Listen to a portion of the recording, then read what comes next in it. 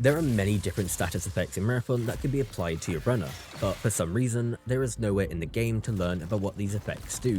That changes today because in this video, we're going through all 6 status effects, so by the end, you should know exactly how they work and how to counter and avoid them. So let's begin. Status effects are separated into 2 categories, hardware and firewall, which as you may know, are 2 of the many stats that you can build into in Marathon. Effects that fall under hardware are Overheat, Toxin, Immobilize, and Frost, while effects that fall under Firewall are EMP and Hack. You may notice a pattern here, and there is one, but I'll let somebody in the comments reveal it. The hardware and Firewall start to reduce the duration of their associated status effects, and while it's good to have them as high as realistically possible, it's better to outright avoid any effects if you can. Why?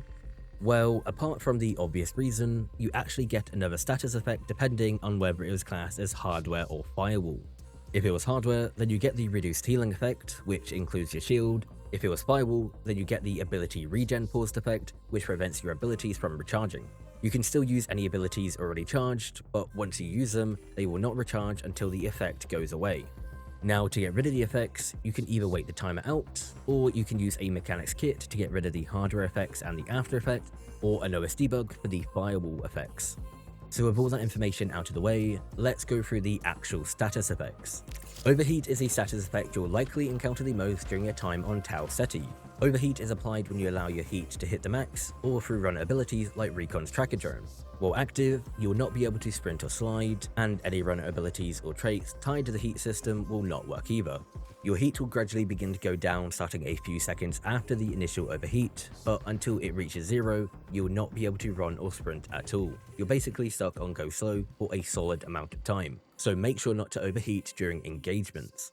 Toxin is essentially the poison of Marathon. It damages you over time, and depending on a number of factors like your health, hardware stat, and quality of your heals, you may or may not survive. Toxin is primarily inflicted by these green plants when you step too close, but you can also get it by walking into a Tox clear room without first using a hazard override key. Immobilize is one of these status effects that you do need to worry about, as it essentially weighs you down. Your base movement speed is reduced, you cannot sprint, and you can barely jump. You can become immobilized by the rockets from Destroyer's Search and Destroy, as well as from the USEC drone that attaches a damaging beam to you. If you're caught out in the open by a Destroyer, then it's likely over for you. Sorry. Now, Frost isn't actually in the game, at least as of the day this video is posted, but it is effectively guaranteed to be found on Cryo Archive, the 4th map coming to Marathon.